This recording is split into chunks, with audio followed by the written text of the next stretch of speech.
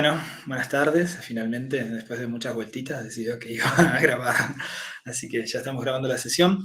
Bueno, hoy la idea era trabajar un poco, ya vimos con estas dos primeras reuniones y la reunión preliminar en las que presentamos un poco el módulo, hemos visto ya las cuestiones que tienen que ver con especialmente cartografía crítica, que fue a lo que dedicamos sobre todo las dos primeras sesiones.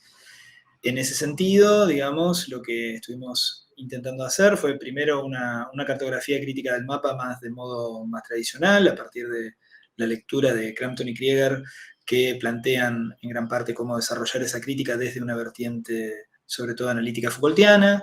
Después hicimos un pasaje por el texto de David Harley, de Construyendo el Mapa, que yo tenía la idea de que lo tenía más visto, pero no pareció después en los comentarios que fuera una lectura tan recurrente como al principio cuando estábamos diseñando la diplomatura nos imaginamos, porque había como 3 o 4 módulos que tenían ese texto incluido, pero supongo que algunos de los compañeros o alguna de las compañeras habrán decidido no profundizar mucho ahí, ya que todo el mundo estaba un poco al corriente de ese material. Por otro lado, la clase anterior, que estuvo a cargo de Anaí, se trabajó y se desarrolló a partir de algunos ejemplos, la idea de Denis Kosgrove, que es una idea que hoy vamos a complementar, pero más de otra perspectiva, no tan cartográfica o geográfica como es la de Kosgrove, que es la idea de el movimiento y su relación con el mapa, no tanto de lo que podría ser la relación del movimiento y el mapa, o de las movilidades y el mapa, sino que más bien vamos a tratar de recorrer sobre todo la nueva teoría o el nuevo paradigma, según sean las acepciones de las movilidades, y empezar a desandar algunas cuestiones que tienen que ver con cómo pensarlo desde una perspectiva más descentrada del origen de ese paradigma y al mismo tiempo atenta no tanto a la sociología y más a la antropología, para después, el jueves, trabajar sobre la noción de territorios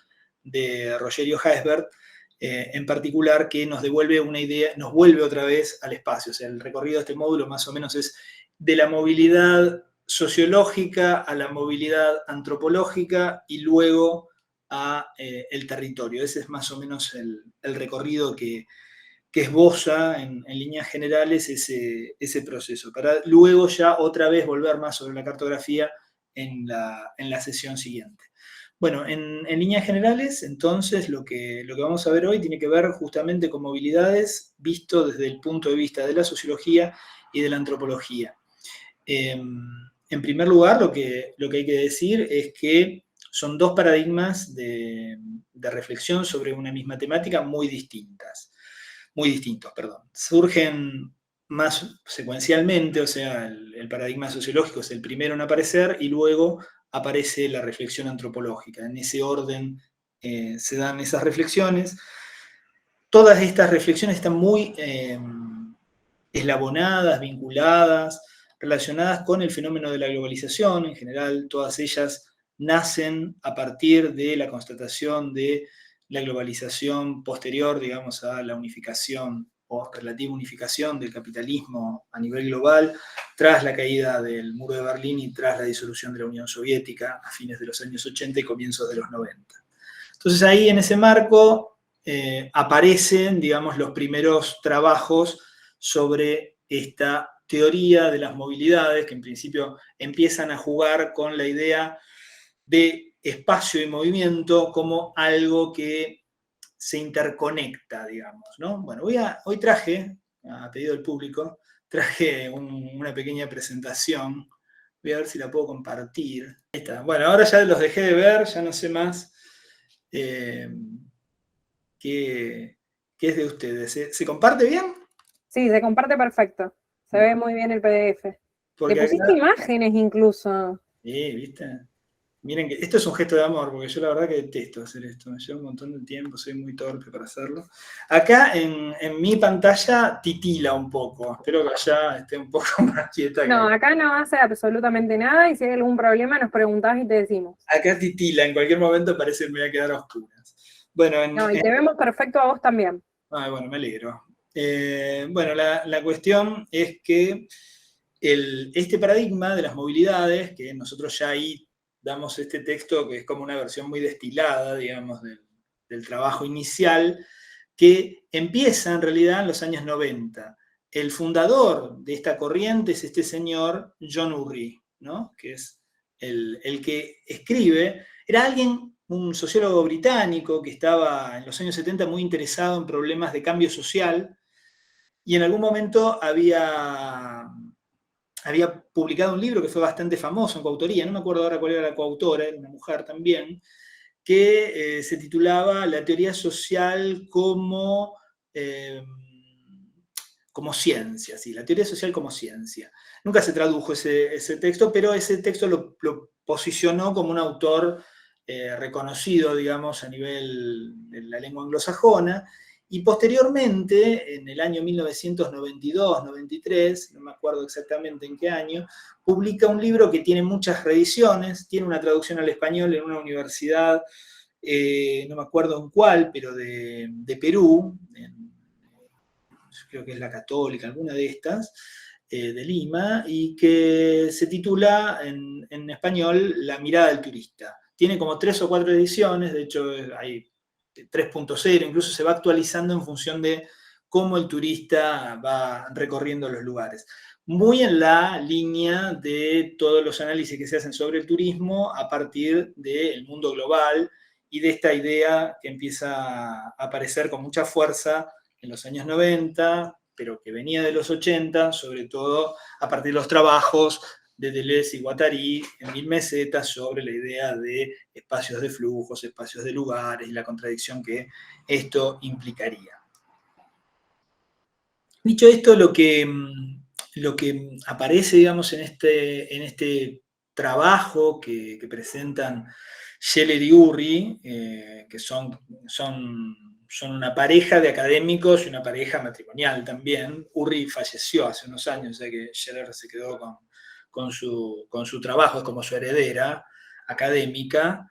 Bueno, es una idea de un nuevo paradigma de las movilidades, ¿no? Que en gran parte es un paradigma que hasta cierto punto es heredero, pero también intenta perfeccionar o intenta llevar un punto más allá la idea que ya había quedado más o menos establecida alrededor de fines de los años 80 y comienzos de los 90, en torno al giro espacial, ¿no? El giro espacial que, como ustedes sabrán ya, y si no, bueno, podemos comentar algo, pero no podemos profundizar demasiado en eso, es una relectura que se hace en los 80 y en los 90 de las obras, sobre todo de Foucault, de cierta zona de la obra de Foucault, en especial una vieja conferencia que en los años 60, Foucault, a mediados de los años 60, en realidad, cuando está escribiendo Las palabras y las cosas, dicta en un círculo, perdón, de arquitectos de París, que se titula Las heterotopías y que es bastante conocida y bastante famosa.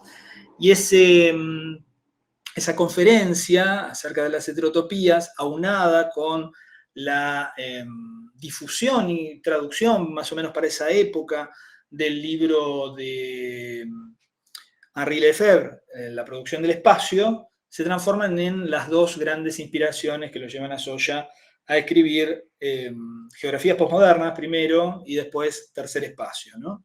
Que son dos libros, uno de 1989, si no recuerdo mal, y el otro de 1996, que son las dos obras donde él hace este proceso de reafirmación del espacio que tiene mucho que ver con la idea de que las ciencias sociales habían estado dominadas, por un lado, por el pensamiento histórico, la temporalidad, y por otro lado por el pensamiento sociológico, ¿no? Lo que él llama la socialidad, y que era necesario reequilibrar esa balanza en favor del espacio que había quedado relegado en estas disciplinas, pero que sin embargo tenía o poseía una relevancia muy importante, en especial en estos procesos, digamos, de globalización, donde de lo que se trataba más bien que de una especie de sucesión temporal o de algún tipo de secuencia temporal, era de una interconexión entre los lugares y una simultaneidad de los procesos que aparecían, digamos, haciendo un poco,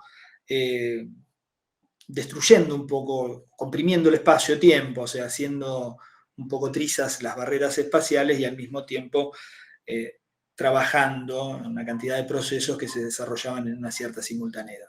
De algún modo, el paradigma de las movilidades, o el nuevo paradigma de las movilidades, es el efecto, digamos, el hijo, el heredero de ese giro, del giro espacial, que tuvo un cierto anclaje en la sociología, en la historia y en la geografía, pero que hasta cierto punto no aparecía demasiado claro en este problema de tratar de ver el tiempo bajo la forma de movimiento y el espacio de una manera interconectada.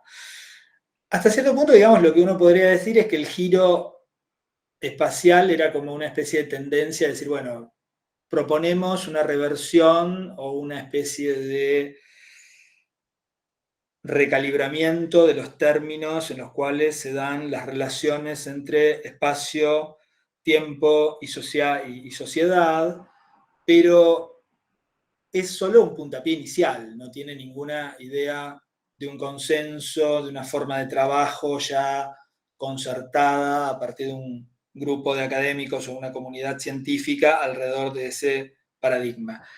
En el caso, o sea, no se habla de un paradigma espacial, sí se habla de un paradigma de las movilidades porque, sin duda, el éxito que tuvo, por lo menos el éxito que le atribuyen sus padres fundadores, ¿no? Eso habría que verlo, y si leen el trabajo de Salazar, ese éxito está bastante relativizado, habría sido muy, muy importante y capaz de generar una tendencia de análisis, una corriente de pensamiento alrededor de este nuevo paradigma de las movilidades, que yo creo, y ahí aparece en la filmina también, en la diapositiva, también tiene que ver con una emergencia, una aparición de un nuevo campo de expertos en movilidades, ¿no? Que son capaces de hacer o de realizar operaciones de transferencia al mercado, digamos, y al Estado, a las empresas o corporaciones.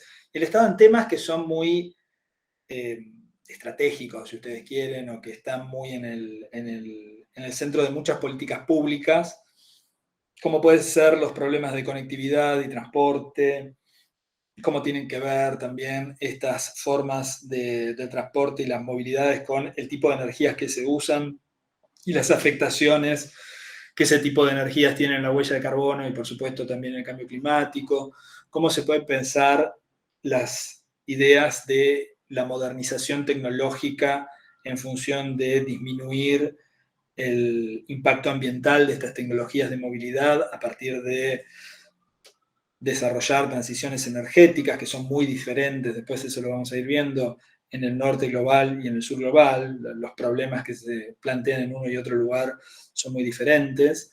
Al mismo tiempo también hay toda una capacidad de desarrollar instancias de transferencia en comunicaciones, en información y por supuesto también en infraestructuras. Entonces ahí no solo hay un giro epistemológico, diría yo, no solo el paradigma de las movilidades plantea una novedad a nivel académico, sino que también plantea una gran capacidad de los académicos, en un sentido muy amplio, porque no se trata solo de sociólogos, es un paradigma que permite una fuerte interdisciplinariedad, pero que por lo menos permite ingresar en la discusión, en las ciencias sociales, de un campo, un mundo que estaba muy hegemonizado o dominado por los ingenieros, ¿no? La gente que se dedica a pensar las terminales y los flujos de transporte en general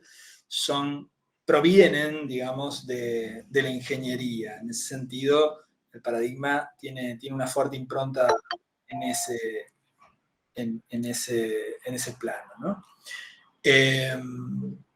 Entonces, pasamos a la segunda diapositiva, donde aquí no quería anticipar el textito del libro. Este es uno de los libros fundadores del paradigma de las movilidades, que es Mobility de John Urry, que aparece en 2007-2008. Ahí es como el momento fundacional de esta línea de estudios.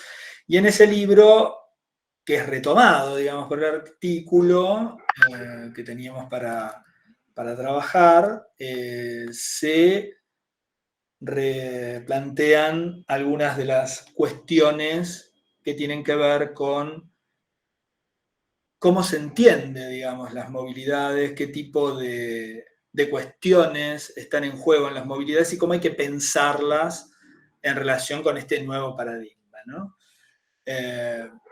Entonces ahí aparecen estas definiciones que yo ponía en esta diapositiva, acerca de que se trata de prácticas sociomateriales, ahí ya se entiende uno de los grandes, después lo vamos a ver más en detenimiento, una de las grandes inspiraciones o de los grandes préstamos que recibe esta teoría, que tienen mucho que ver con la teoría de la complejidad, en tanto y en cuando empiezan a aparecer estas palabras largas que informan ensamblajes de cosas que supuestamente pueden tener una vinculación, pero tienen una vinculación secuenciada, digamos, ¿no? De acción, reacción, causa, efecto. Bueno, en este caso aparece justamente esta idea de que son inseparables, sociomateriales coalescentes, o sea, que no se pueden escindir, que no se pueden dividir más que de modo analítico, formadas por movimientos múltiples. También hay una fuerte alusión a los términos, a las ideas de multiplicidades, digamos, de las multiplicidades, perdón, ahí se me fue la diapositiva por estar limpiando el pad, las multiplicidades que al mismo tiempo forman conjuntos o ensamblajes interdependientes, donde ahí confluyen una variedad de agentes, podríamos decir, ¿no? O sea, hay personas, o sea, hay sujetos, hay imágenes, hay información, hay dinero, hay objetos, hay fluidos, hay aire, humo, una variedad de cuestiones que se están moviendo y desplazando. También, además de esta idea, digamos, de que se trata de prácticas, esto es interesante, lo define siempre en términos prácticos y en esta idea de que hay unos ensamblajes interdependientes de lo sociomaterial y que se componen de cosas múltiples, no hay una sola cosa que se está moviendo, las movilidades no se resumen en un tipo de movilidad, sino que hay muchas movilidades y hay muchos agentes que se están movilizando. También proponen investigar justamente estos diversos modos de movilidades y sus complejas combinaciones, asumiendo que las movilidades son combinables, los tipos de movilidades son combinables, incluyendo, ¿no?, las especificidades de transferencias que no solo son, que afectan también, quizá podríamos decir, no solo son sociales, sino que también son informacionales, imaginales, ¿no?, que tienen que ver con flujos de información y telecomunicaciones. Como ustedes ven, el paradigma de las movilidades, que ahora después podemos discutir un poco de qué es, si funciona bien, si está bien definido, etcétera, abarca el mundo y sus subconjuntos, con lo cual se transforma en algo que, primero, muy amplio y segundo, que tiene una pregnancia muy poderosa, muy fuerte y muy notable en el tipo de fenómenos que rodean el mundo contemporáneo, que es un mundo muy kinésico, digamos, un mundo, hay algunos autores que hablan del quinoceno, digamos, como un mundo de movilidad absoluta, total, digamos, permanente. Entonces, eso de algún modo lo hace un paradigma muy atractivo para absorber, pensar y trabajar y reflexionar sobre una variedad de temas. En gran parte, este paradigma también va como estableciendo algunos espacios para... Estoy tratando ahí de también... Ohana los estás aceptando, para mí me suena y no veo que... Sí, no te preocupes por eso, yo los acepto. Lo que Listo. pasa es que suena. Yo los escucho y digo, ¿estarán pudiendo entrar? Porque después escucho el tic-tic, pero no escucho cuando abren la puerta. No. Y si te hacen preguntas o algo, o las escriben, o alguno quiere preguntar algo, también Buenísimo. yo Vos me estoy interrumpís, pendiente y te estamos escuchando, ¿no? No te preocupes por nada. estoy viendo todo, y yo estoy viendo solo esto y nada más. Sí, es un poco, a mí me pasa lo mismo con las imágenes, pero no te preocupes. Es un poco raro. Bueno, entonces hay como una especie de tipos de análisis que plantean.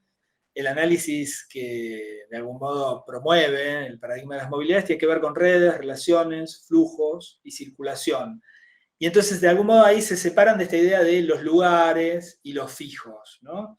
Eso es una diferencia fuerte con el giro espacial, en tanto y en cuanto no es que piensan que el espacio es dinámico, como puede ser el planteo de Soya en la trialéctica de la espacialidad, o el de la FM en su propia trialéctica, sino que de lo que se trata es de ver aquello que se mueve a través del espacio y que con su movimiento reconfigura el espacio. O sea, hay como una especie de vínculo de ida y vuelta entre el movimiento y lo que se mueve, la infraestructura a través de la que se mueve, es decir, las redes, ¿no?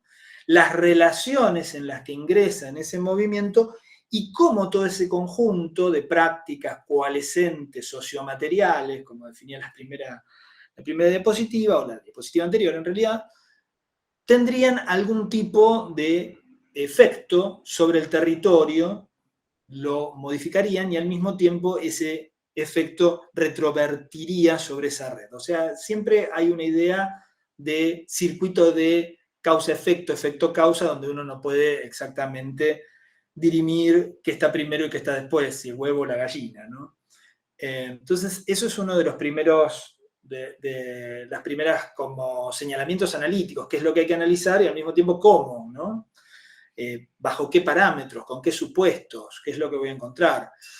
Y también el paradigma de las movilidades, una de las cosas que logra hacer, a mí eso sí me parece que es bastante contundente en ese sentido, es desafiar una idea que es muy común en las ciencias sociales, y sobre todo, no sé, en historia, puede ser también en antropología, en sociología, digamos, no tanto en geografía a veces, aunque también puede aparecer, que es esta idea del espacio como una especie de escenario, como una especie de teatro, como una especie de contenedor, como una plataforma, como un lugar medio vacío, más o menos vacío, sobre el cual se monta la agencia de los sujetos.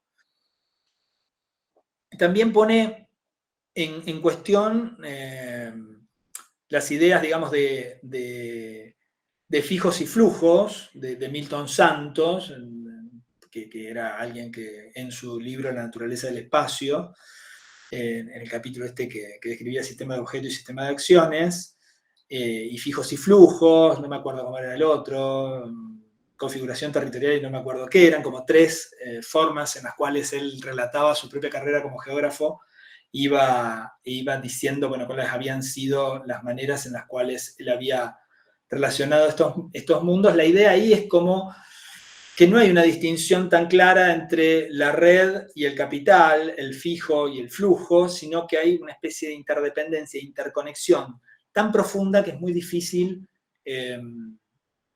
diferenciar una cosa de la otra, digamos, ¿no? Hay una codependencia y una coproducción del espacio tan fuerte entre el fijo y el flujo que no podemos desacoplarlos, digamos. No hay red si no hay flujo y no hay flujo si no hay red. Esa también es otra de las ideas importantes que aporta este paradigma de las movilidades, ¿no?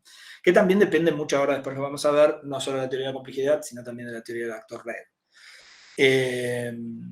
Y ahí, bueno, está esta idea, ¿no?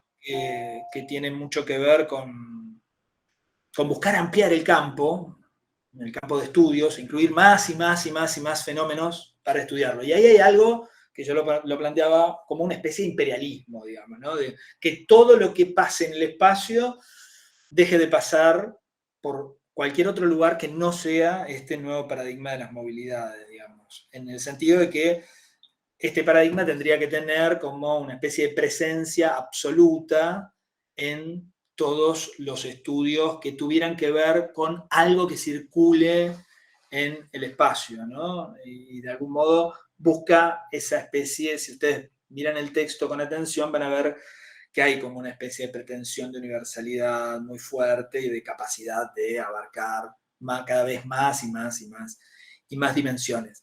Aquí la portada es de otro de los libros sobre el paradigma de las movilidades, ¿no? Que es un poco más crítico que la línea fundadora Urri-Scheller, ¿no? Esta es una línea un poco más crítica y más de segundo momento, digamos, de ese paradigma.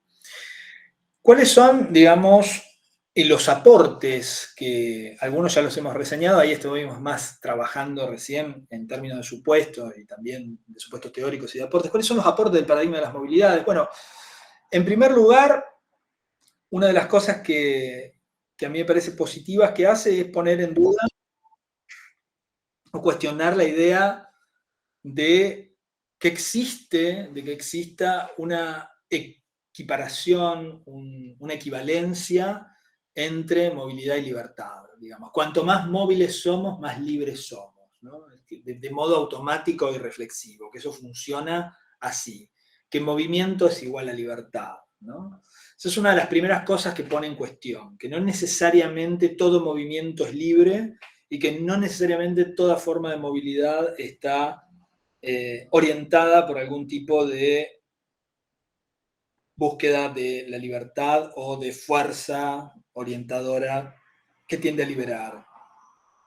También, digamos, en el mismo sentido, apunta que hay una desigualdad, no solo diferencia, no solo hay multiplicidad en la movilidad, sino que también hay cierta desigualdad. No es lo que más se explora, pero por lo menos dice que esto es un problema. Y que también hay problemas o controversias acerca de los sentidos que para quienes se movilizan y para quienes no se movilizan tiene la movilidad, digamos, en el sentido de poder fijar sentidos positivos, negativos, neutros alrededor de ese proceso. Ahí, en ese plano, aparece bastante claro discutir el par movilidad e inmovilidad, de la misma manera en que discute la idea de fijos y flujos, de redes y capital, o de aquello que circula en la infraestructura que lo hace circular, que le permite circular. Discute esta idea de que si son tan taxativos, digamos, si la movilidad no depende también de la inmovilidad para existir y para manifestarse, si la inmovilidad no depende también de la movilidad, digamos, ¿no? En términos de pares complementarios que encuentran muchos puntos, no solo de contacto, sino puntos intermedios, terceros, que de algún modo los articulan. También hace énfasis en esta idea de las redes y el desplazamiento que hace posible la movilidad, ¿no? Cómo se dan esas redes, cómo se accede a esas redes, dónde están esas redes, quiénes construyen esas redes, para quiénes se diseñan esas redes, quién tiene acceso a esas redes, qué hace posible esos desplazamientos, ¿no? Y de algún modo lo que plantean en líneas muy generales, y que el diagrama quiere un poco representar, es que justamente es a partir de las movilidades que los lugares se interconectan, y habría que ver, ¿no? Esto lo vamos a ver sobre el final del módulo, no de esta sesión, sino del final del módulo, si efectivamente la movilidad en algún punto no pone en cuestión, no pone en crisis, por lo menos en crisis, la idea del lugar que tradicionalmente tenemos, de que los lugares son más o menos algo cerrado, algo que no está interconectado con nada, sino que más o menos mantiene una situacionalidad relativamente autónoma o mayormente autónoma, que está fijo, que tiene una gravedad, que no está atravesado por ningún tipo de flujo que lo erosione y lo desgaste, sino más bien, bueno, dice, en realidad los lugares se reconocen entre sí, se ponen en contacto justamente gracias a la movilidad, y la movilidad es, de algún modo, una de las fuerzas principales que modifican la dinámica propia y las maneras de producción del lugar, digamos, ¿no?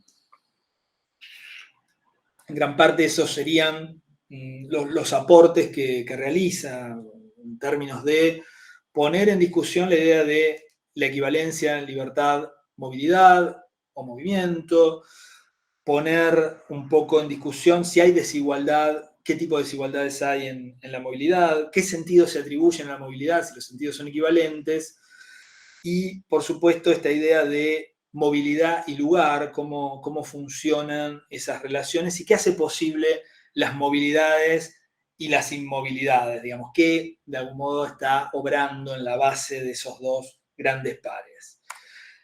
Los supuestos, que los hemos trabajado en los campos que medianamente va abordando el paradigma, tienen que ver mucho con esto que le decía de la teoría de la complejidad, la teoría de los sistemas, Morin, Bert Allenfly, y hay una especie fuerte de correlación entre ese giro de la movilidad y giro de la complejidad. Siempre está la idea de que la movilidad se da sí o sí en sistemas complejos e integrados, ¿no? Y eso hace que, por ejemplo, la teoría del actor red de Bruno Latour, que es una teoría donde es muy difícil establecer la diferencia entre el agente y la red y el agente, sino que la agente se transforma él mismo en una red, con su propia dinámica, con su propia agencia, no es uno de los puntos clave para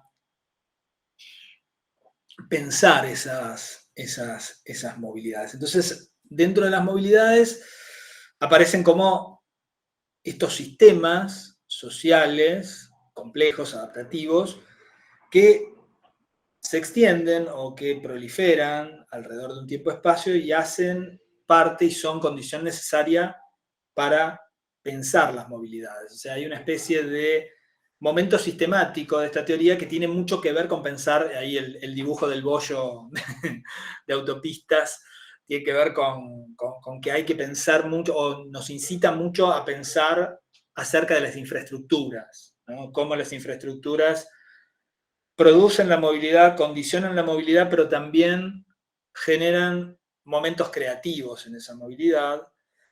Y de algún modo el sistema de las movilidades expresan muchas veces una interdependencia muy, muy, muy compleja que probablemente se ve más patentemente en, por ejemplo, la aeromovilidad, digamos, el transporte aéreo de pasajeros, entre las infraestructuras, sistemas de información, sistemas de comunicación, sistemas tecnológicos, regulaciones gubernamentales, etcétera, que están como de algún modo atravesando, juxtaponiéndose y trabajando para que sea posible un sistema muy complejo de ordenamiento de esas movilidades que tienen codependencias muy amplias, digamos, ¿no? En cualquier aeropuerto uno puede ver cómo esto está como en funcionamiento, de la torre de control, desde el servicio meteorológico, pasando por los instrumentos del avión,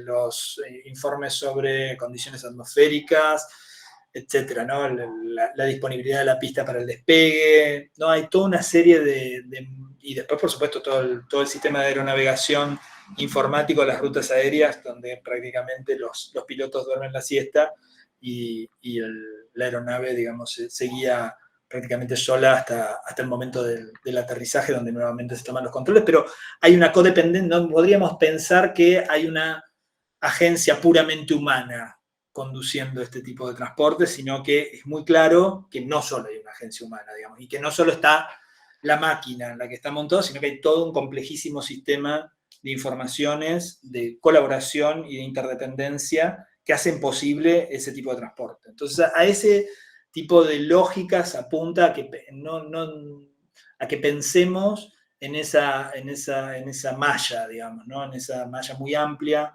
muy poliédrica, muy plural, muy múltiple, pero que de algún modo hace posible ese entramado muy complejo que funciona en algunas redes de movilidad, donde cualquier elemento que no esté en posición y en orden puede generar una descompensación de esa red que puede terminar en un problema mayor o un desajuste, ¿no? Dependiendo de cómo se encadene ese proceso, digamos, con el resto de la organización y del armado de esa red, ¿no?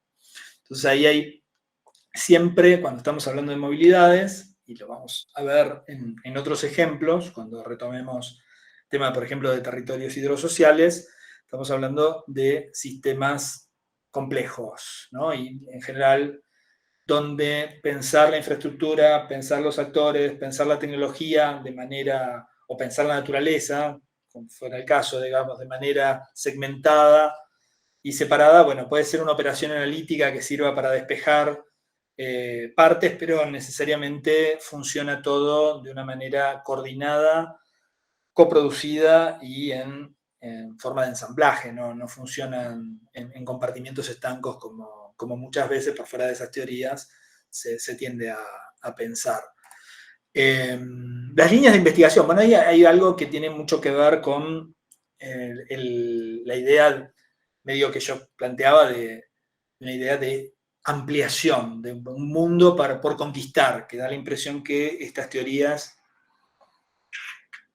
si bien probablemente no nacen con esa idea, yo no diría que los primeros libros de Urri tienen ese propósito, pero que sin duda, en la medida en que se generan más publicaciones, se establecen sobre todo las revistas, que ahí están en el artículo listadas, se producen también maestrías, especializaciones alrededor de este tipo de cuestiones, hay un territorio que se empieza a desbrozar y que sin duda genera muchas posibilidades de trabajo académico. Por un lado está esta idea fuerte de las transiciones sociotécnicas de la movilidad, o sea, cómo fueron las movilidades en el pasado, en el presente y en el futuro. ¿En qué sentido? Que se puede pensar las relaciones sociotecnológicas que en el pasado organizaron las maneras en que, por ejemplo, en entornos urbanos, el hombre se movió, ¿no?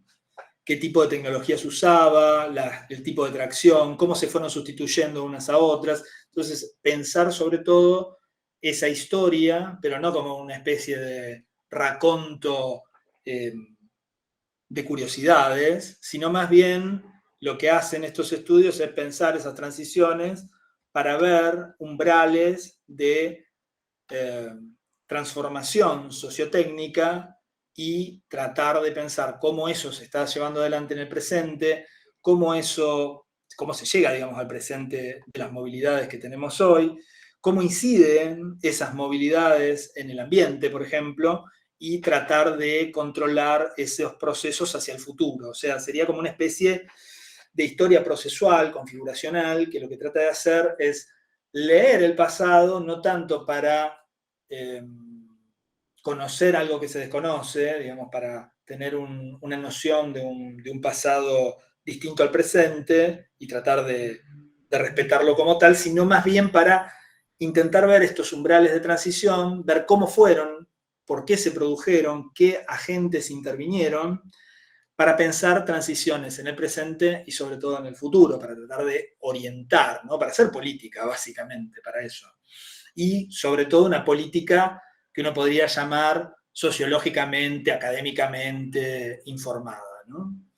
También hay una fuerte llamamiento, un fuerte convocatoria a tener una perspectiva de multinivel y multiescala, en el sentido de que las movilidades como sistemas complejos tienen una diversidad de niveles interconectados y al mismo tiempo interconectan una variedad de escalas. Ahí también se presentan los procesos, digamos, de... Ahí Pablo pregunta si se cortó, pero no se cortó, Pablo, no. O se cortó y yo no me doy cuenta. No, acá dicen que no se cortó. No, digo. A Pablo se le cortó. Yo no veo los mensajes, lo único. No, pero esto está en el WhatsApp del grupo de... entonces yo justo recibí el WhatsApp y decía que a Pablo dice si se cortó, yo digo, bueno, quizá le esté hablando a la pantalla, lo cual puede pasar, pero bueno, No, por eso, decirle que por no. eso estaba chequeando, porque ya uno después pierde un poco de noción acá, qué es lo que está haciendo. Y también, bueno, la reconstrucción de paisajes sociotécnicos y regímenes sociotécnicos, es decir, de los los entornos en los cuales estas movilidades se desarrollan y cómo esos entornos son de algún modo influenciados o producidos hasta cierto punto por esas movilidades, y al mismo tiempo los regímenes sociotécnicos, es decir, las formas políticas que regulan esos paisajes y esas interacciones entre la sociedad, la tecnología y el medio en que esas sociedades, esas tecnologías aparecen. Ahí también se da mucho esta investigación que tiene que ver con redes integradas entre humanos y no humanos, ¿no? Donde no hay una diferenciación tan grande entre lo tecnológico y lo humano, esto que Bruno Latour llamaría las redes, que una de las cosas que plantea, por ejemplo, de manera muy provocativa, es, bueno, hasta qué punto el Dasein heideggeriano, el ser arrojado al mundo, podría sobrevivir en el mundo despojado de toda tecnología, digamos, ¿no? O sea, el ser humano, dice Bruno Latour, es un ser tecnológico porque no puede vivir sin algún tipo de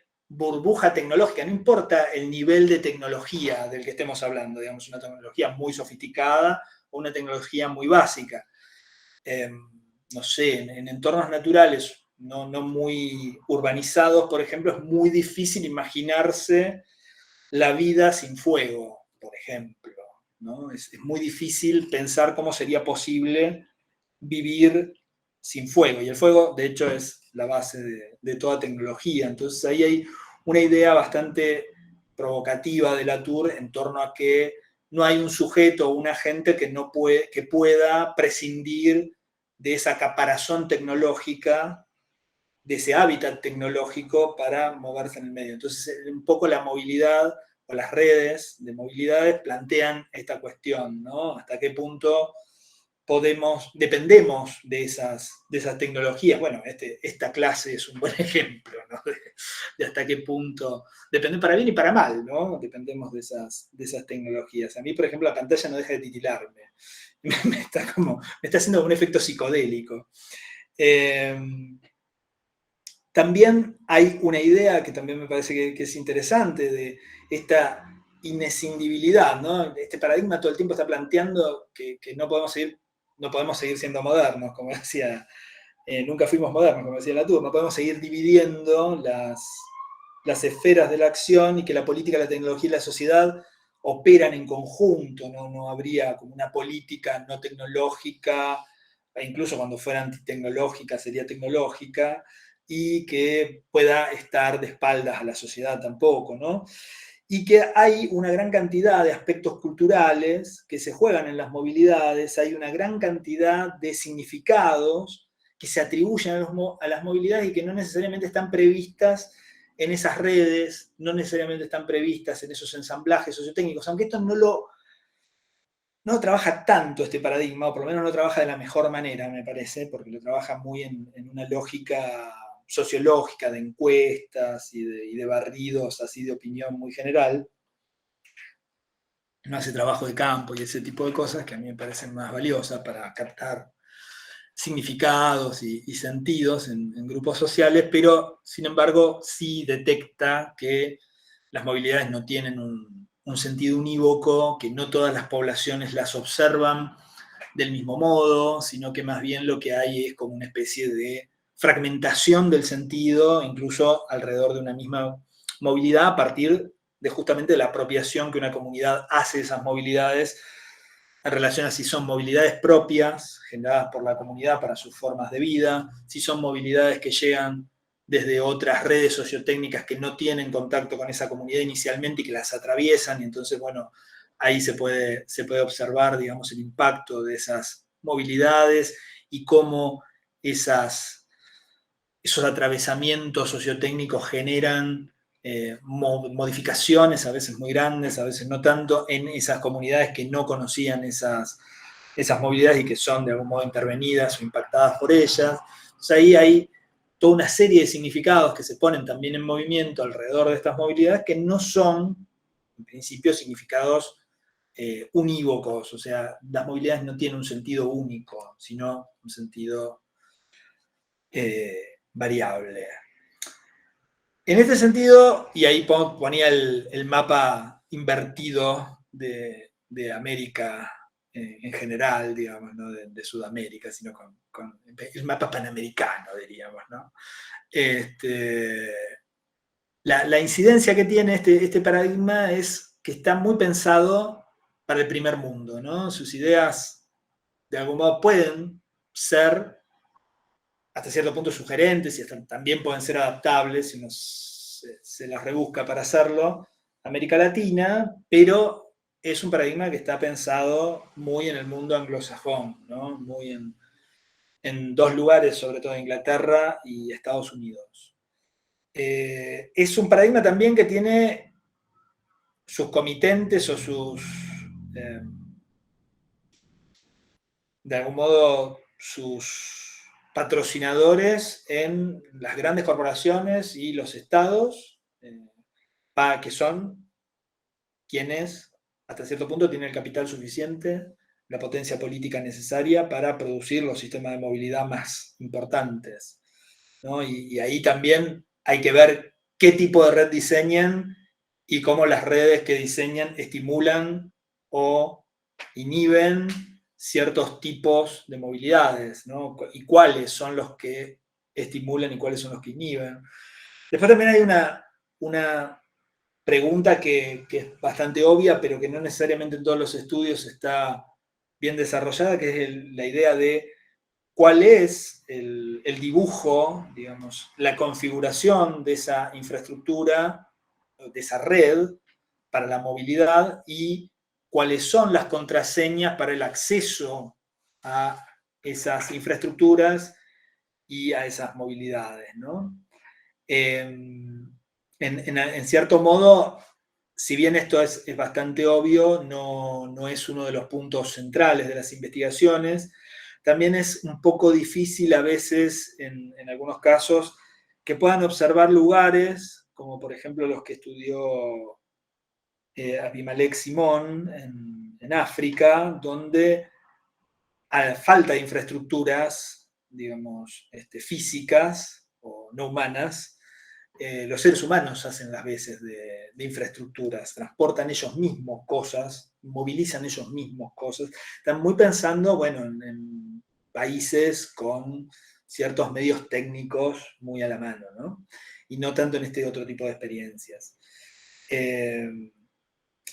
También hay toda una serie de cuestiones que tienen que ver con los sistemas de infraestructura, cómo eso impacta en los entornos construidos, en los usos del suelo, en las externalidades ambientales, que está muy leído en una grilla problematizada y creada muy en el norte global, ¿no?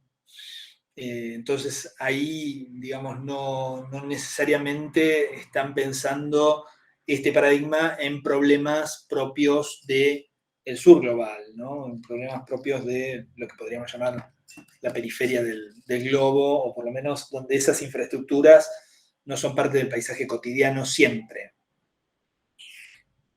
Y cuando llegan con algún tipo de correlación. Lo otro que empezaron a pensar recién hace poco tiene que ver con las movilidades y lo que se llaman sus entornos ampliados, ¿no? Esto de la movilidad física y virtual. Bueno, aquí estamos reunidos gente de ciudades, países, lugares muy distintos en un espacio virtual y donde se empiezan a generar nociones híbridas, porque al mismo tiempo que uno está en su casa, está en otro lugar, y a partir de ahí se da esa especie de correlación entre lo físico y lo virtual, que si bien existía y tenía una tradición muy fuerte, sobre todo en los países centrales, no así en otras zonas del planeta donde se empezó a difundir con mucha fuerza a partir de la pandemia, digamos, ¿no? Yo recuerdo que Estados Unidos videoconferencias hacen desde hace mucho tiempo, pero yo en Argentina hasta que no llegó el COVID-19 no había hecho videoconferencia con nadie. Es más,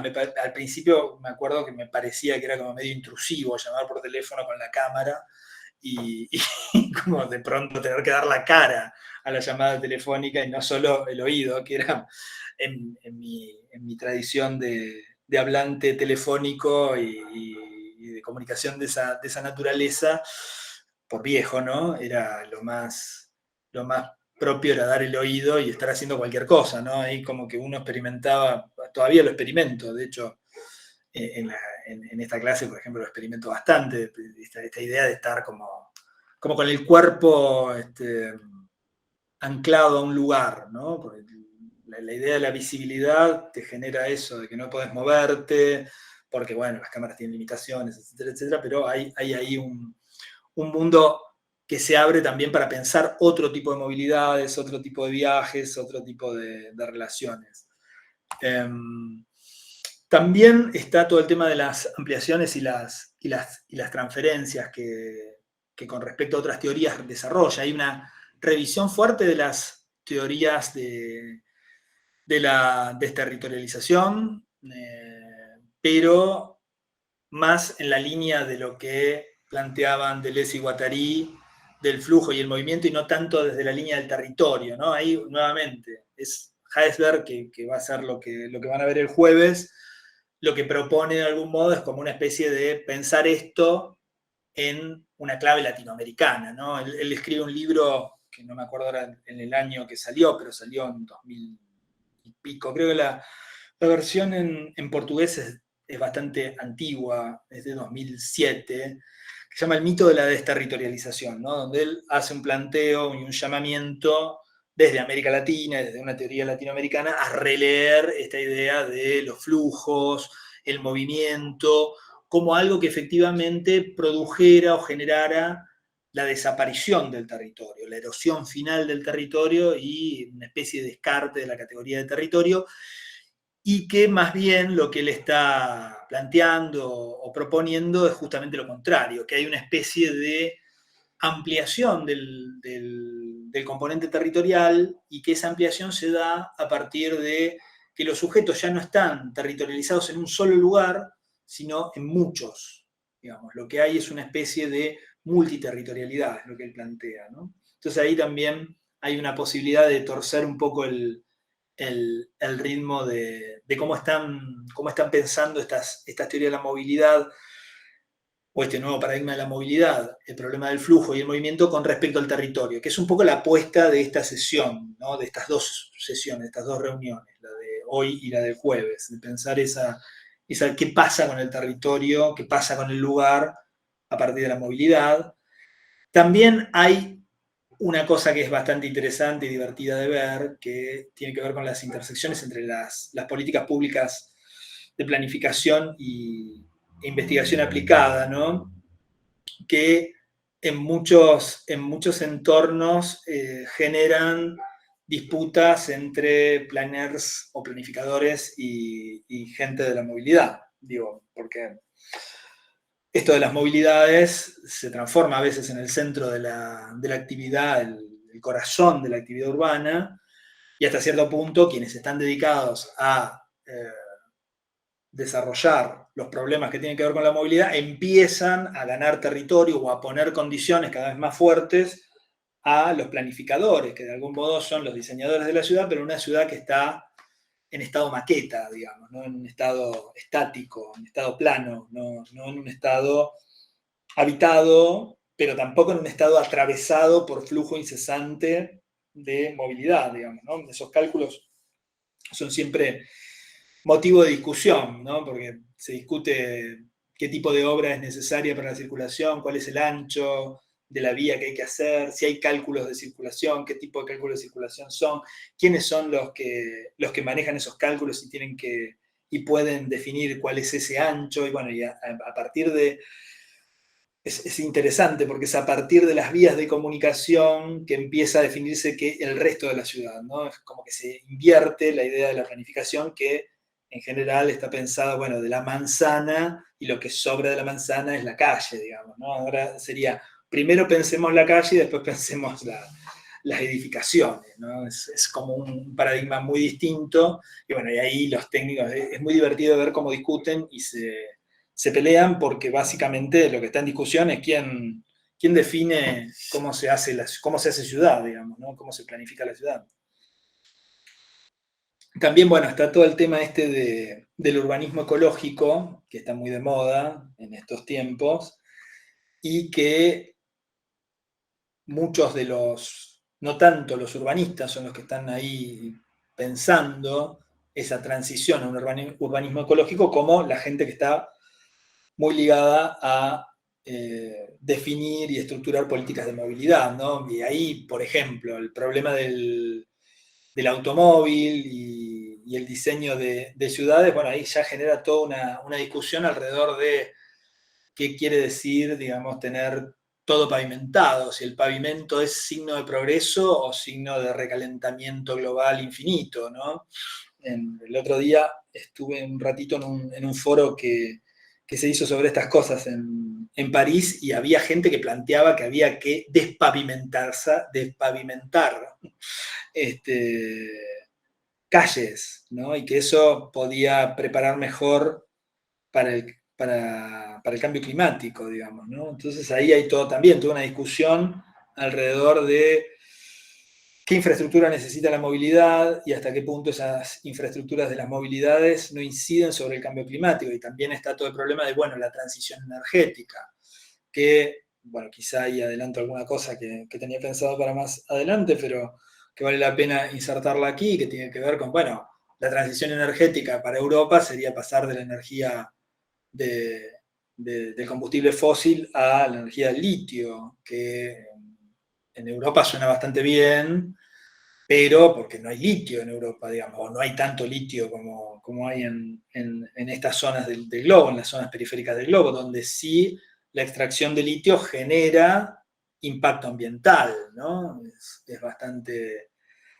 interesante ese tipo de problemas, cómo funcionan en un lugar y en otro, ¿no? Y cómo al mismo tiempo esa transición energética que viene a liberarte de problemas que tenés más o menos, te la van a vender la, la maquinaria, digamos, los artefactos de manufactura china, por supuesto, y diseño probablemente europeo, los más lindos, o norteamericano, pero que va a retrovertir en el lugar donde se extrae, al mismo tiempo que se extrae el material para el combustible, después se va a vender el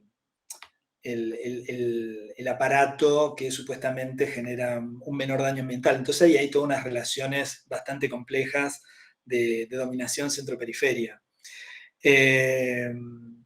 Las movilidades también tienen que ver mucho, y esto está bastante claro en esto que les decía al principio, del Estado y las corporaciones como agentes decisivos y decisorios en esos procesos de adoptar determinadas políticas de movilidad. Además que las movilidades, de algún modo, las políticas de movilidad inducen comportamientos, inducen flujos.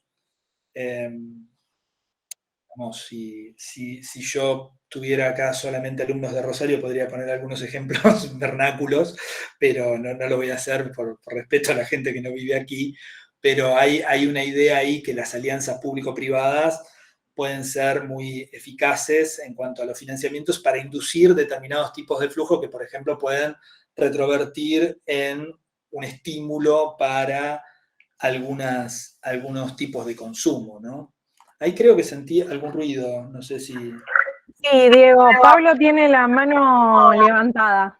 Ah, bueno, lo Pablo, te escuchamos. escuchamos. A Pablo así descanso. Y descansan ustedes de mí. Digo, Ahí te esto que escuchamos. decías, agravado en estos países como Argentina, y me imagino que en todos los de Latinoamérica debe pasar lo mismo, en la cual la demanda de creación de empleo, por ejemplo, o sea, todo lo que sea sustentabilidad y reducción de los vehículos va a ser criticado porque eso no genera empleo.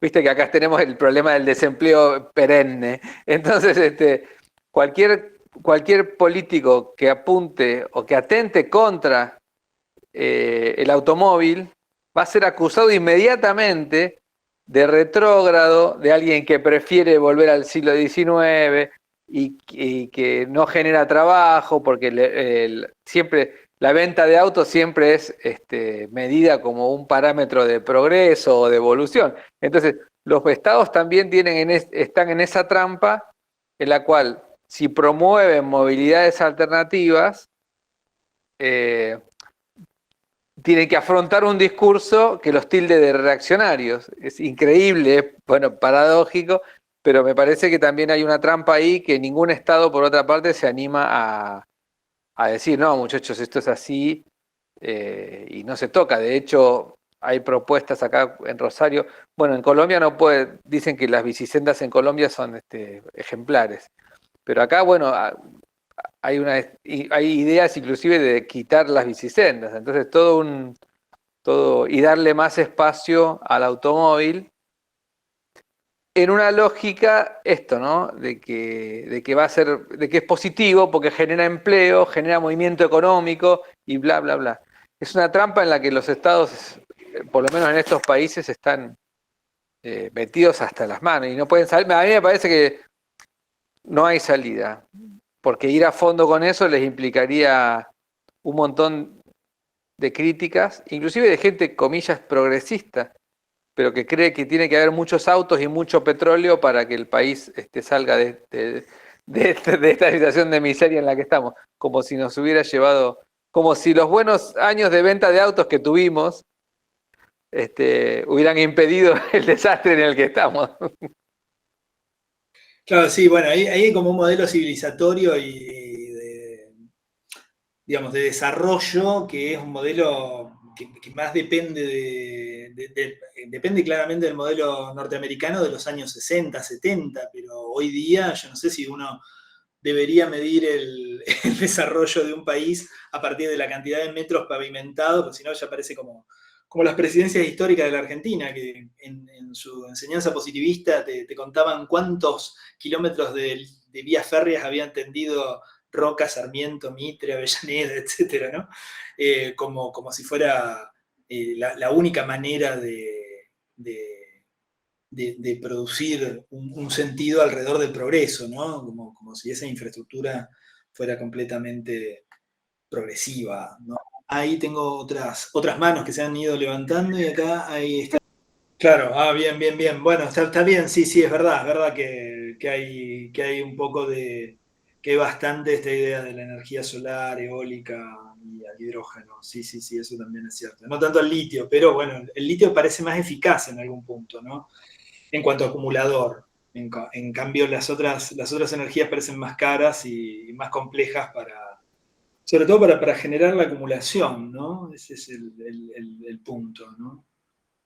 Sobre todo la solar, etcétera. Ahí hay mucho de paneles, pero bueno, ¿qué podés hacer funcionar con eso? Esa es la pregunta. ¿Cuánto podés hacer funcionar con eso? ¿Y qué nivel de tecnología necesitas para almacenar esa energía, ¿no? Eso parece ser, más en lo que yo recuerdo de estas cuestiones, un punto complejo.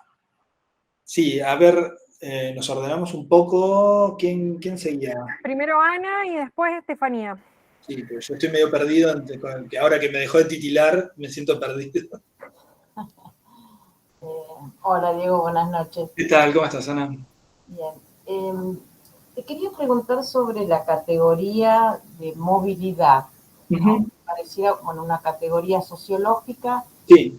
Y me da la impresión como que se presenta de modo neutra y que en todo caso, bueno, no es sinónimo de libertad, hay desigualdad, como que, bueno, tiene esos rasgos, pero que no deja, pareciera que no deja cierta neutralidad, y lo entiendo como comodidad, como una categoría más cómoda, porque al hablar de movilidades y que tiene que ver con información y sobre todo con personas, pensaba en los inmigrantes, pensaba en la violencia, pensaba en los que se deja morir en el mar y no se los recibe, que llegan a la costa, bueno, sobre todo en Europa, todo lo que sabemos que pasa con la inmigración, con lo que supone de absoluta violencia, exclusión y demás, ¿no? Entonces,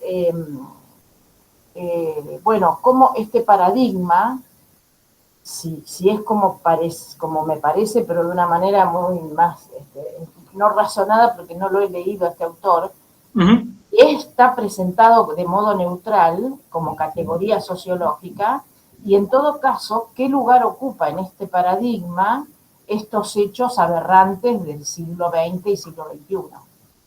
Bueno, el paradigma, digamos, está planteado, o sea, que esté planteado de manera sociológica no necesariamente quiere decir que no sea una sociología del conflicto. Lo que sí hay como una especie de primer puesto, digamos, primer plano, si uno quiere, para lo que son políticas de intervención pública en áreas que son un poco más sencillas de intervenir o que ya está dispuesto toda la organización para desarrollar la intervención.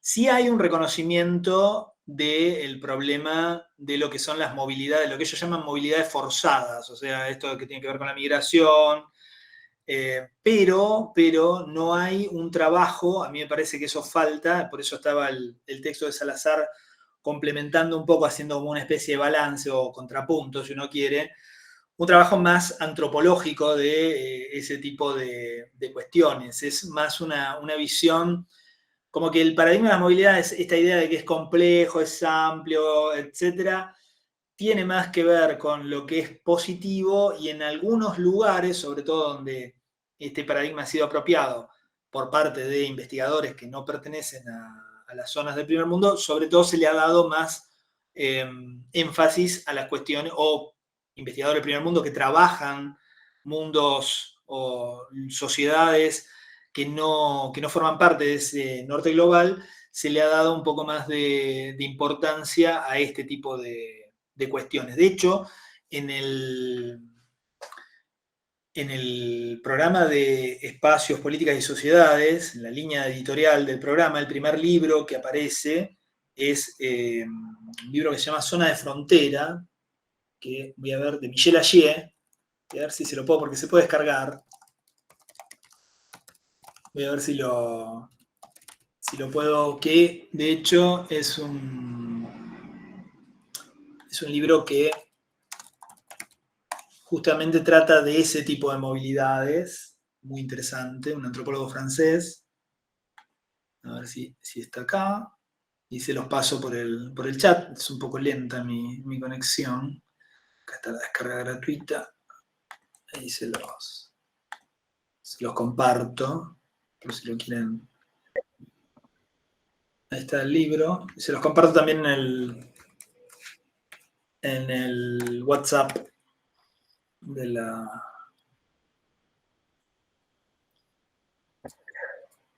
diplomatura. Ahí está.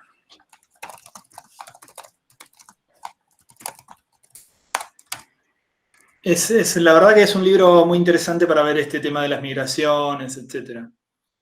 Es el primer libro de la colección del programa del cual forma parte el diplomado, ¿no? ¿Había alguien más que tenía intención? Sí, Estefanía, te escuchamos. Sí, gracias. Bueno, un poquito de lo que se ha expuesto, ¿no? De las movilidades. También, bueno, se me viene mucho a la mente cómo también estas narrativas, ¿no? Como que se contraponen, ¿no? En cuanto a migración, que está muy sectorizado, así lo veo, dependiendo de qué país, se desplacen. Por ejemplo, se me vino mucho a la mente ahorita que en la Ciudad de México está como este movimiento de los nómadas digitales, ¿no? Como muy en específico para una cierta persona que son, pues, extranjeros, estadounidenses, blancos, heterosexuales, casi casi lo ponen así, ¿no? Y también que de este modo vienen a gentrificar barrios, pero ellos también están en una dinámica de movilidad que se vienen a trabajar acá, virtualmente, ¿no? Pero hacen uso de estos espacios, ¿no? Y mientras que, por ejemplo, también ha habido mucho flujo de migrantes de Centroamérica, y aquí hay como estas, no sé si son políticas de llamarlo así, pues, pero como políticas de contención para que no pasen, ¿no? Y también se ve como muy, esto de, muy sectorizado también las opiniones o sea, de quién viene y, o sea, de quién entra al país, ¿no? O sea, también como muy, hasta entra como el tema del clasismo, el racismo, ¿no? Por todo ese tema, ¿no? Y pues eso como algo que se me hace muy curioso. Y algo que también, que ahorita que tocaban lo de las energías renovables, que el auto, ¿no? Creo que también va muy ligado a eso. Como la movilización, el flujo de mercancías, ¿no? También, que comentaba el profe, de que ahorita con la transición que del litio y todo esto, sí, ok, allá no tienen, pero pues acá en América Latina hay un montón de litio y ya están como viendo cómo extraerlo y todo, ¿no?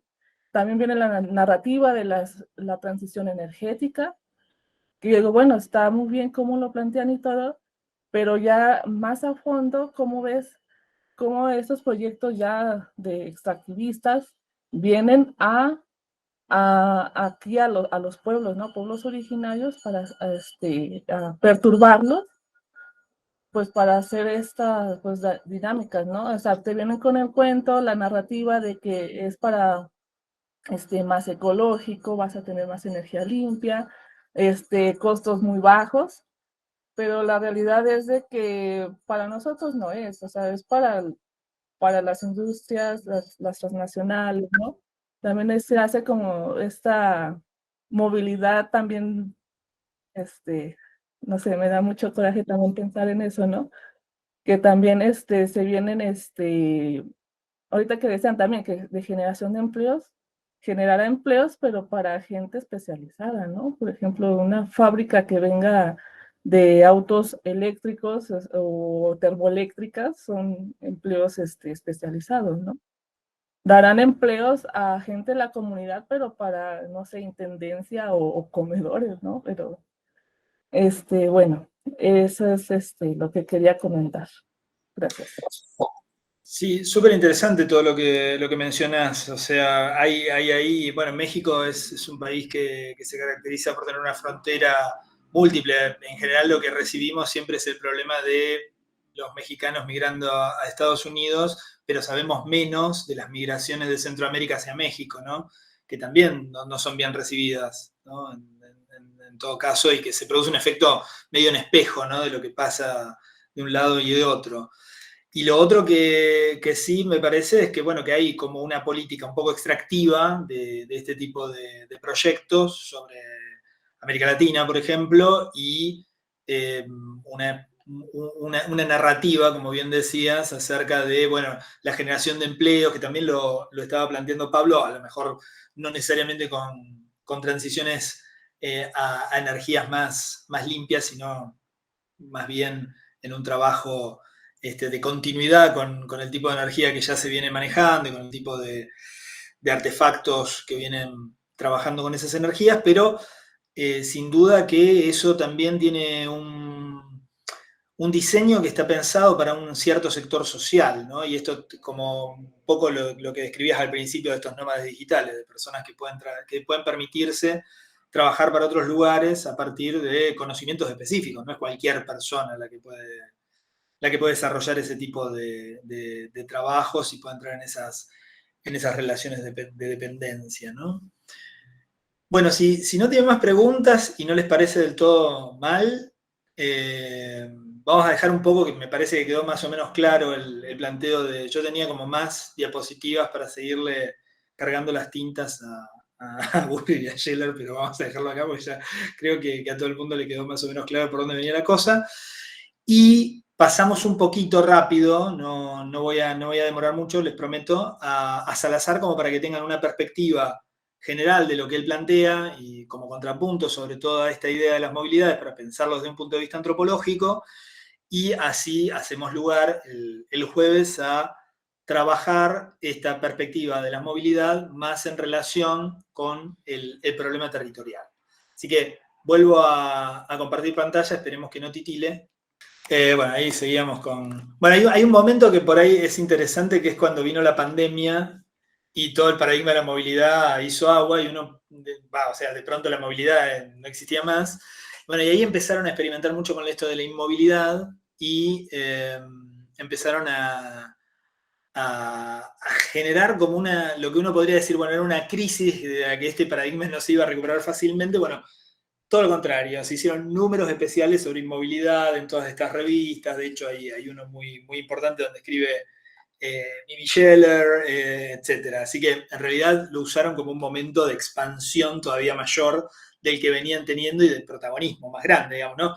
Decían, por ejemplo, yo recuerdo que alguna gente acá en Argentina que viene trabajando este tipo de temáticas, decía, bueno, la pandemia es sobre todo un problema de movilidad, ¿no? Ese tipo de enunciados son los que en general este tipo de teorías plantean, ¿no? Cualquier cosa no es un problema sanitario, es un problema de movilidad, ¿no? O sea, la pandemia evidentemente es un problema sanitario, pero alguien que trabaja desde la movilidad te dice, es un problema de movilidad, y todo como que entra ahí, y hay una cierta, con respecto a los profesionales que están en esas áreas, hay una cierta incomodidad con los otros, porque, bueno, en general tienen esta perspectiva medio imperialista de entrar a todos los campos diciendo, bueno, es un problema de movilidad, nosotros seríamos los adecuados para resolverlo, ¿no?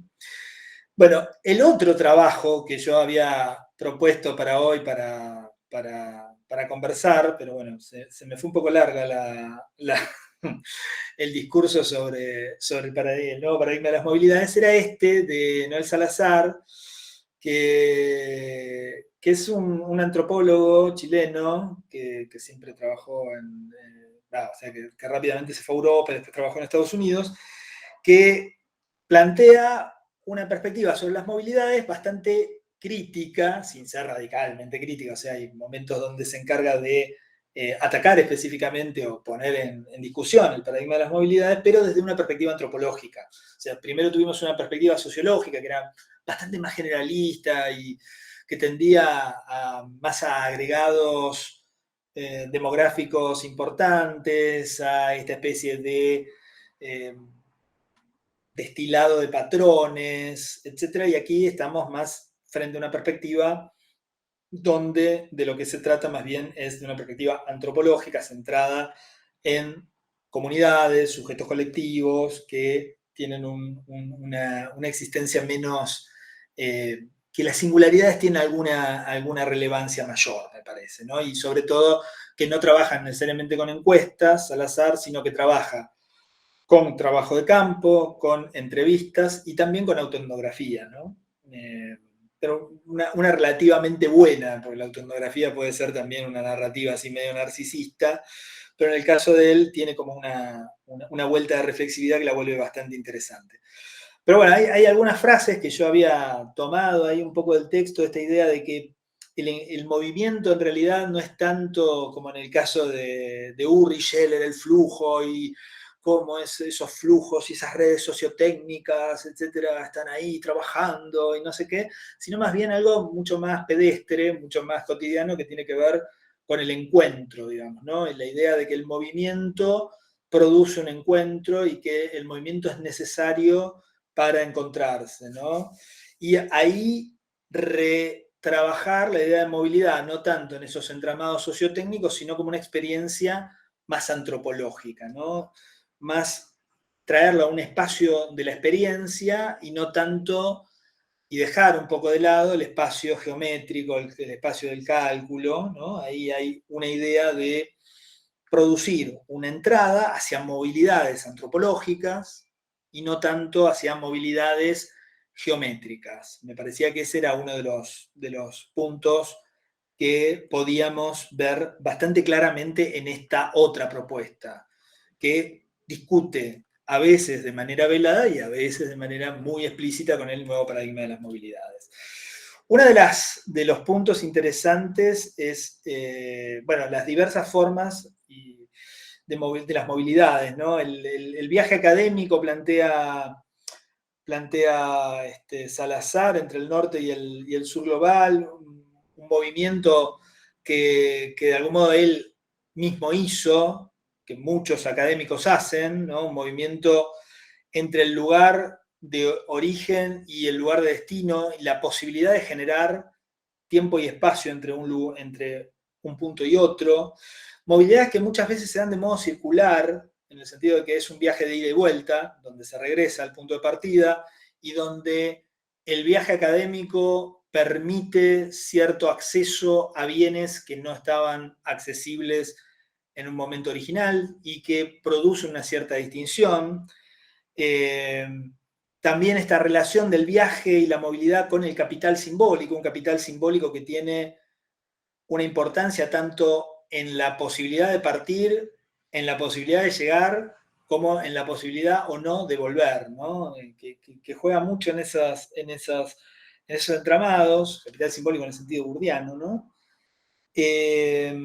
Hay una relación entre el punto de partida y el punto de regreso. Los viajes no aparecen en el caso de Salazar como un movimiento bruto, como puede ser un movimiento de flujos puros, ¿no? Sino que siempre están vinculados a sentidos, significados, imaginarios, experiencias, valores. Eso siempre está en juego. La cultura siempre está en juego y está alrededor, no tiene un rol tan subalterno como en el caso del nuevo paradigma de las movilidades, sino que tiene un rol central.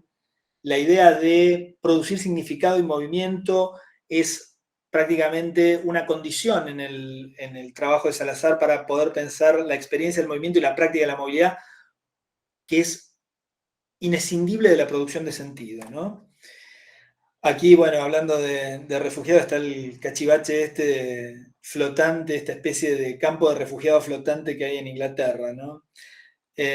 Aquí está el problema de las movilidades deseadas, movilidades forzadas, inmovilidades deseadas, inmovilidades forzadas, y las combinaciones y hibridaciones que se dan, ¿no? Él plantea que hubo un primer momento del giro de la diáspora que se valoraba positivamente a los residentes y negativamente a los viajeros. Después vino el giro de las movilidades que hizo una valoración inversa, ¿no? Los móviles eran los piolas o los positivamente valorados y los inmóviles eran como los tontos, los que se quedaban en su lugar, los que de algún modo no contribuían a esa libertad móvil, etc., ¿no? Y ahí de lo que se trata, según Salazar, es de explorar articulaciones entre regímenes de movimiento culturalmente inflexionados, digamos, culturalmente informados, donde hay ideas y representaciones de las movilidades que están operando tanto en el comienzo de un viaje, en el transcurso de un viaje, en la llegada de un viaje y en la decisión o no de retornar al lugar de origen. Hay una fuerte relación de un análisis dinámico entre los procesos de movilidad y de fijeza, ¿no? Que no son como componentes aislables, sino que hay una especie de dialéctica entre la movilidad y el movimiento, y entre estos flujos y redes, un diálogo, no tanto una especie de simbiosis como lo plantea. Y ahí, bueno, hay toda una serie de reflexiones, si ven el texto, donde está pensando sobre todo en la migración forzada, en los momentos de inmovilidad forzada de los migrantes, cuando se encuentran con ciertas barreras que les impiden acceder a determinados lugares, ¿no? Acá están las críticas y matices a Ulrich Scheller con su nuevo paradigma de movilidades. Salazar observa las relaciones sociales, digamos, más bien a través del prisma del movimiento, no tanto el flujo, sino él dice, bueno, las relaciones sociales continúan muy activas en el movimiento, las desigualdades se expresan en el movimiento, no se cancelan con el movimiento. Hay una crítica sobre todo a las ideas de aquellos que son sedentarios, inmóviles, y sobre todo plantear que no todos los que estudian las movilidades acuerdan con el paradigma de las movilidades, y ahí se ve bastante claro el efecto imperial que tiene, ¿no? De tratar de decir, bueno, todo el mundo que se dedica a la movilidad está de acuerdo con esto, quiere hacer transferencias con esto, está pensando en estos problemas, esto es el centro de su trabajo, y más bien en este caso hay como una especie de desplazamiento de ese centro, y más bien pensar justamente cómo la cultura y la sociedad, la diferencia que hay entre culturas y sociedades, influyen en los modos en los que se desarrollan esas movilidades.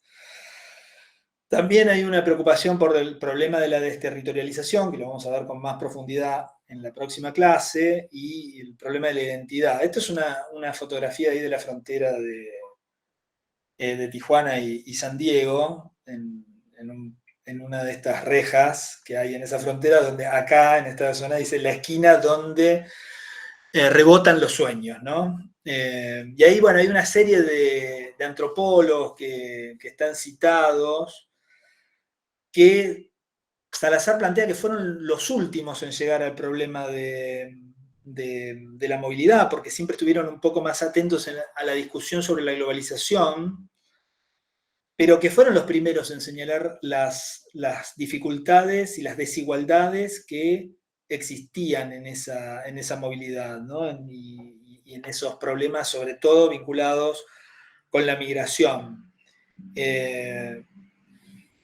Y que también los procesos de movilidad no solo suponen la integración, no solo suponen la conexión, no solo suponen una especie de experiencia positiva, sino que también promueven cierta inmovilidad, la exclusión, desconexión, incomprensión, etc., ¿no? Esos lugares de frontera, que también ahí, me acuerdo del libro de allí comienza justamente con la migración, creo que es al sur de Italia, ya no me acuerdo bien cuál era la ciudad donde llegaban los refugiados, y también ahí había un momento donde quedaban como no solo varados en el mar, sino varados en la costa, donde no podían acceder a ingresar, digamos, a esta nación, y quedaban como una especie de buffer de contención o de zona de amortiguación, donde no estaban ni de dónde vinieron ni hacia dónde iban, en una especie de situación híbrida que allí vinculaba con una especie de estado de excepción a lo Agamben, digamos, ¿no? En una inmovilidad que los ponía en una situación donde efectivamente no tenían derechos ni por un lado ni por el otro. Por otro lado, también hay otras cuestiones que a mí me parece que son interesantes en el trabajo de... Diego, ahí Francesco te suma, supongo que es la ciudad, que es Lampedusa, ¿puede ser? Sí. Muy bien. Sí, ese era. Y que había unos tipos, era muy interesante la imagen, porque había como unos tipos que estaban en un gimnasio corriendo, y del otro lado, digamos, del vidrio, uno de esos gimnasios vidriados que hay, qué sé yo qué, se ve la llegada de un contingente a través de camiones, de un puerto, no me acuerdo qué, de migrantes, ¿no? Y como que los otros estaban en una situación de pleno bienestar primermundista, y los otros estaban como, y a pocos metros, ¿no? Era esa imagen. Yo me acuerdo que era muy impactante. Tiene ese comienzo el libro, que son las 5 o 6 primeras páginas de la introducción, como que devuelven esa imagen de contraste que es muy reveladora, digamos, ¿no? Y que bueno, que está muy bien puesta, porque es lo que a uno lo lleva a seguir leyendo, ¿no? Esas especies de comienzos así que tienen gancho en un libro. Ahí en el viaje ritual y el ritual, digamos, o las características rituales del viaje, también en las sociedades contemporáneas plantean, bueno, el problema de llegar hasta un lugar y poder regresar, el plan del viaje y la realidad, digamos, qué es eso que se imagina con respecto a la migración y qué es efectivamente lo que sucede, si efectivamente esas compuertas son un rincón donde los sueños rebotan o pasan o se transforman, si la movilidad puede funcionar como una cierta manera de escape.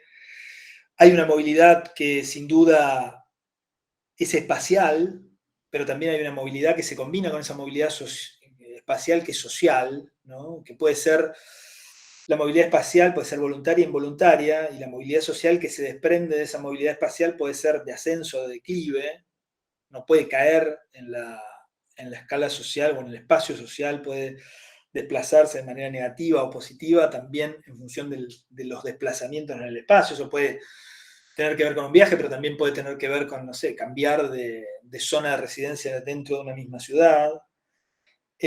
Hay también en esa movilidad, y esto me parece que es algo que Scheller y Urri no exploran mucho, hay unas transformaciones de la subjetividad muy profundas, o sea, no es la misma subjetividad la de alguien que permanece todo el tiempo en un sitio que la de alguien que viaja permanentemente, sin que esto implique que una subjetividad sea mejor que la otra, ¿no? O que haya algún tipo de superioridad o de jerarquía, ¿no? Porque está esta especie de eslogan de me muevo, luego soy, que en realidad es como un poco engañoso, ¿no? En términos de que hay una idea de que el movimiento constituye al ser, pero también la inmovilidad puede constituir al ser. Lo que pasa que dentro de las ideas antropológicas, en general, esa idea de estar fijo, de tener una identidad, una gravedad, asentado en un lugar, son ideas más tradicionales. En cambio, bueno, ¿qué pasa con esas subjetividades? ¿Qué pasa con esas identidades? ¿Qué pasa con esos territorios? ¿Qué pasa con esos lugares? A partir del movimiento, bueno, es una interrogación más importante en tiempos contemporáneos, ¿no? Los problemas de la movilidad, en ese sentido, generan una especie de vínculo entre lo que puede ser la alta velocidad del desplazamiento y también la instantaneidad de la comunicación y de la conexión entre lugares. Hay en ese sentido la idea o la noción de que la movilidad genera o produce en estas subjetividades un incremento de capitales y habilidades, que yo no sé si siempre es así, pero está esa noción.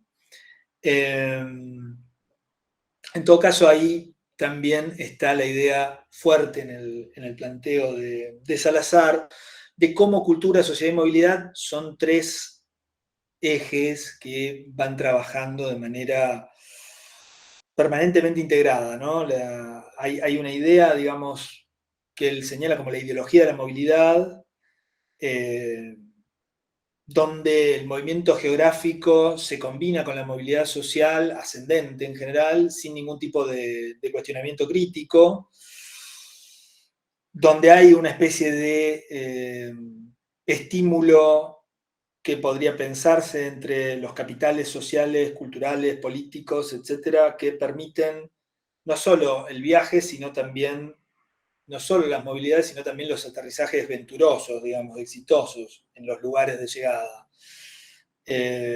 También ahí hay algo que se juega en el plano del imaginario, de lo que es la movilidad previa a la movilidad, dice él, digamos, los aprestos, los preparativos, ¿no? Cómo se imagina el lugar, qué informaciones se tiene sobre el lugar al que se va a llegar o al que se quiere buscar como destino, y qué posibilidades de accionar hay a partir de esas informaciones y de esos conocimientos. Y después, bueno, está el problema de lo que él llama la objetivación y la movilidad, cómo los sujetos hasta cierto punto pueden objetivarse en esa movilidad. No sé si dejé de compartir o no. Sí. Sí. Creo que sí.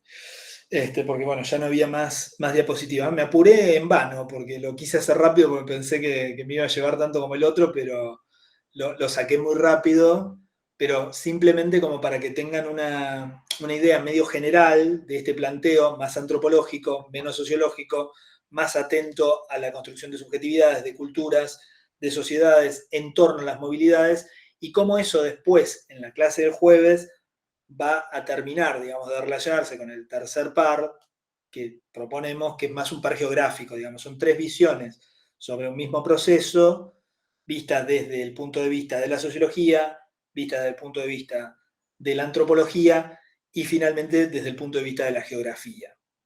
Ese es más o menos el esquema. No sé si les quedaron algunas preguntas, yo esto lo pasé muy rápido, lo último, la verdad que es muy difícil porque ni siquiera tengo el indicador de tiempo, se borra todo en la pantalla y no veo ni la hora, entonces no me doy cuenta si voy muy rápido, si estoy pasando demasiado aceleradamente o no, y eso a mí me juega un poco mal. Me voy a tener que poner el celular a mano, aunque parezca medio chino que esté mirando el celular mientras doy clase, para poder ver qué pasa con el tiempo, porque la verdad que no pierdo un poco de noción y por ahí me acelero en vano. Así que bueno, les pido disculpas porque sí fui muy rápido en esta última parte, pero si tienen preguntas o alguna duda o algo que quieran comentar, estamos disponibles este rato que nos queda. En el medio, ahí hay alguien que... Ahí está Carolina, supongo, o Caro.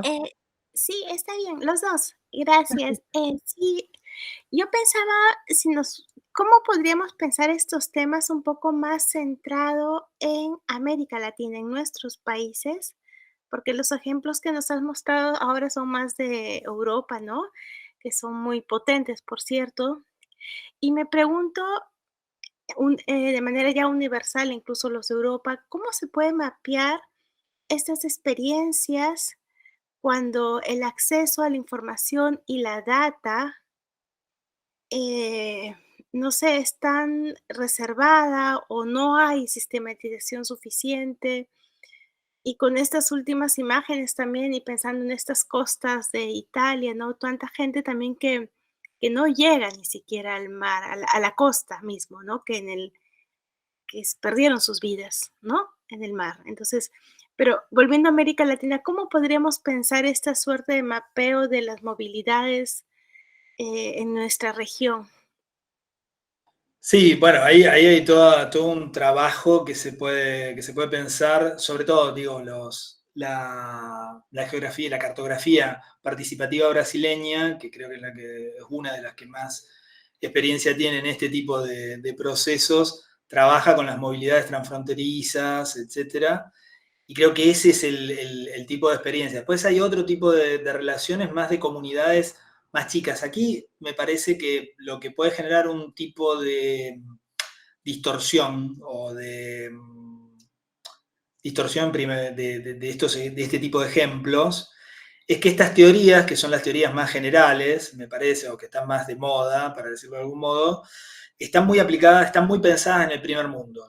La idea, digamos, de nosotros es, en esta primera sesión, y trabajar esas teorías y tratar de ver qué cosas nos resuenan que podemos utilizar. Y luego sí, en la sesión siguiente, tratar de bajarlo primero a la noción de territorio latinoamericano, que es muy distinta de lo que esta gente tiene en mente cuando piensa en lugares. El lugar es bastante diferente a la noción de territorio latinoamericano.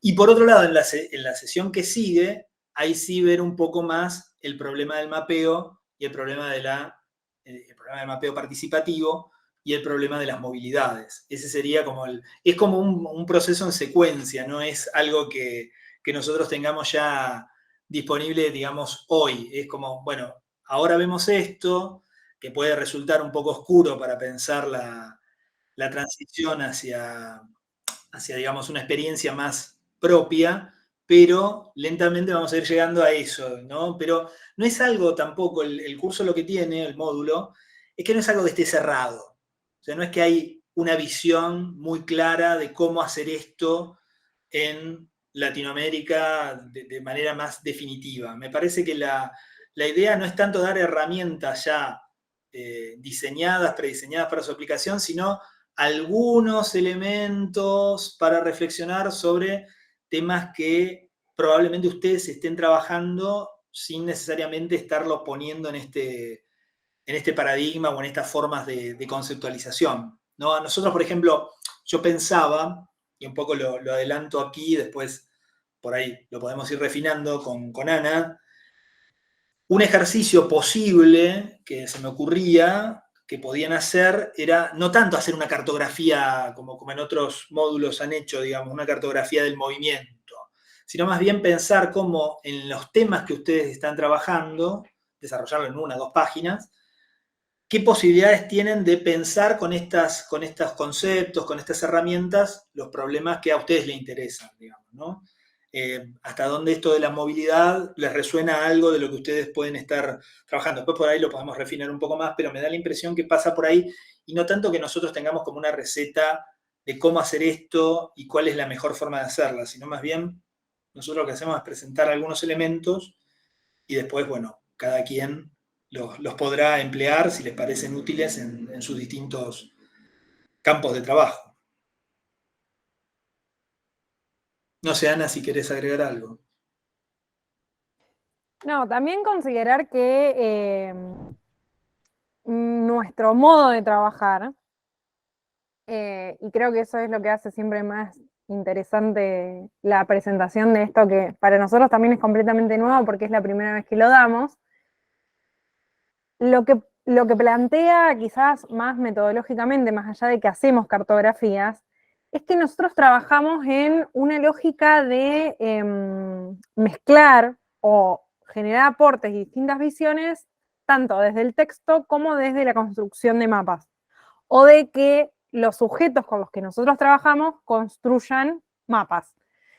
Entonces, a mí lo que me parece más interesante es cómo, si venimos o si ustedes tienen como experiencias, que supongo que es lo que más le deben haber dado en esta diplomatura, de cartografía participativa, cómo a eso le podemos sumar estas otras lecturas que tienen que ver con pensar desde otro lugar y no necesariamente que haya una representación, sino pensar cómo se pueden generar nuevas preguntas sobre lo que ustedes trabajan y intentar aportar una dimensión más a eso que no quede solo en la cartografía participativa, de alguna manera.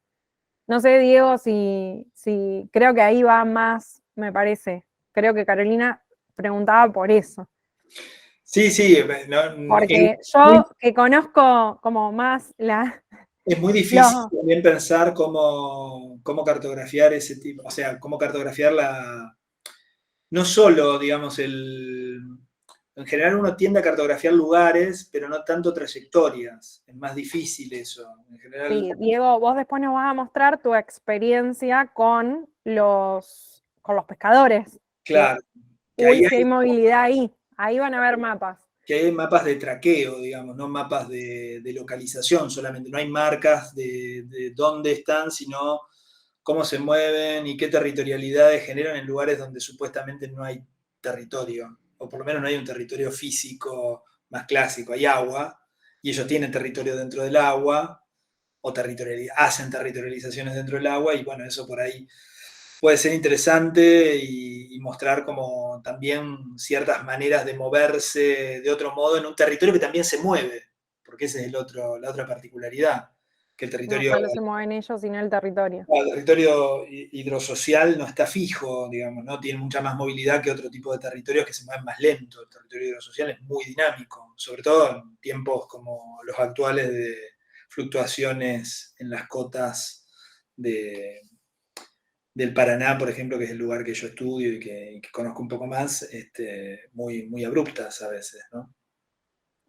Sí, y en mi caso particular, que yo trabajé con erradicaciones de villa, miseria o de urbanizaciones informales o barrios populares, como que ustedes lo quieran llamar, si bien yo trabajo con QGIS y hice mapas, a mí me parece mucho más rico para poder evidenciar la problemática, aunque el mapa tiene esa posibilidad de que la captura fotográfica, como me gusta decirle a mí, o la obra cerrada y terminada genere un impacto, acompañar eso con la experiencia narrada por los propios sujetos que sufren esos movimientos dentro del espacio urbano.